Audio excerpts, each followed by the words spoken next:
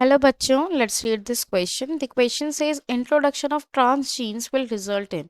हमें बताना कि अगर हम ट्रांस जीन इंट्रोड्यूस कर दे किसी ऑर्गेनिज्म में तो उसकी वजह से क्या होगा।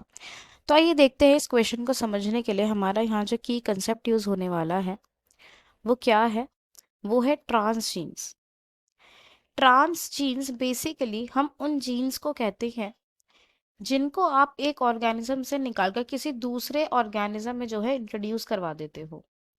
ऐसे जीन्स जो कि किसी दूसरे ऑर्गेनिज्म में प्रेजेंट होते हैं, आप उस ऑर्गेनिज्म से उन जीन्स को आइसोलेट करके किसी दूसरे ऑर्गेनिज्म में उनको क्या करा देते हो, इंट्रोड्यूस करा देते हो।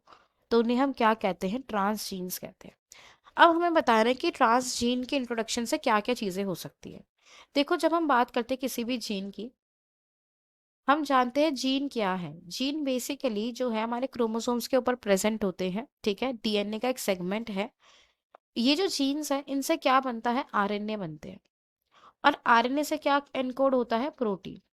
सो अल्टीमेटली जिस तरह का जीन होगा उससे डिसाइड होगा कि किस तरह की प्रोटीन जो है वहां हमें देखने को मिलेगी। तो अगर हमने किसी जो जीन है वो चेंज कर दिया, जो दूसरा तरह का जीन है वो इंट्रोड्यूस करवा दिया, तो जो प्रोटीन बनेगी वो कैसी बनेगी, एक नई तरह की प्रोटीन बनने को हमें मिलती है।